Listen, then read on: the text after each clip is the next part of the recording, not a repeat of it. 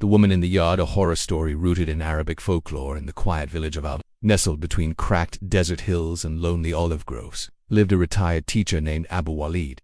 He was well respected, devout, and known for his habit of praying Fajr at the mosque and tending his garden at dawn. His house stood slightly apart from the others, close to the edge of the village, near the remnants of an old well said to be cursed. For years, Abu Walid ignored the whispers. Villagers claimed strange things had happened near that well, goats going missing, shadows flitting between trees, cold winds in the dead of summer. But he dismissed it all as old women's tales. That is, until the night he heard crying in his yard. It was a Thursday evening, just after Isha prayer. The moon hung low and bloated in the sky, casting a pale light over the tiled courtyard. Abu Walid sat on his prayer rug, reciting Quran, when he heard it soft, broken sobbing drifting in from outside. He froze. It wasn't the cry of a cat or a fox. It was unmistakably a woman, weeping quietly. He walked to the window and peeked through the curtain. There, in the far corner of the yard, beneath the fig tree, stood a woman.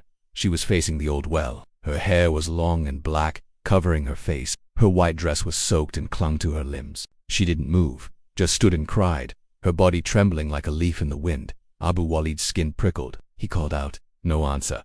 Only the sound of that mournful cry. He opened the door but didn't step outside. The air was unnaturally cold. The moment his foot touched the threshold, she turned her head slightly, not enough to see her face, but enough to know she'd heard him. And then she vanished. No footsteps, no wind, just gone. That night Abu Walid couldn't sleep. He checked the security camera in his yard the next morning. At exactly 2:47 a.m. the camera glitched for a few seconds. It was static. When the feed returned, the woman was there crying in the same spot. But the footage ended abruptly, as if something didn't want to be seen. He confided in Sheikh Ahmed, the village imam, who urged him to recite Surah al-Baqarah in the home for protection. But that night, the crying returned, closer, louder.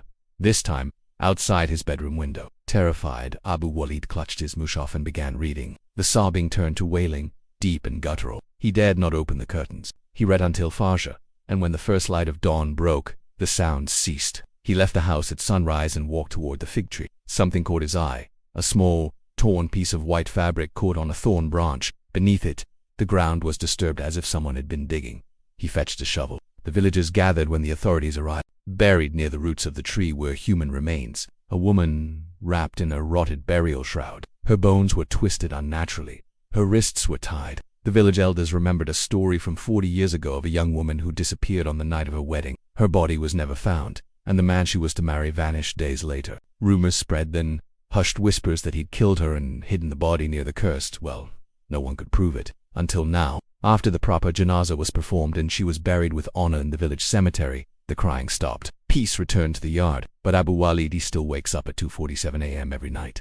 Not from sound, not from fear, but from the feeling of being watched. He moved shortly after, leaving the house to his son. They say the yard remains silent, but every now and then a traveler passing by late at night reports seeing a woman in white, standing beneath the fig tree facing the well. She doesn't cry anymore. She watches and waits. End of story.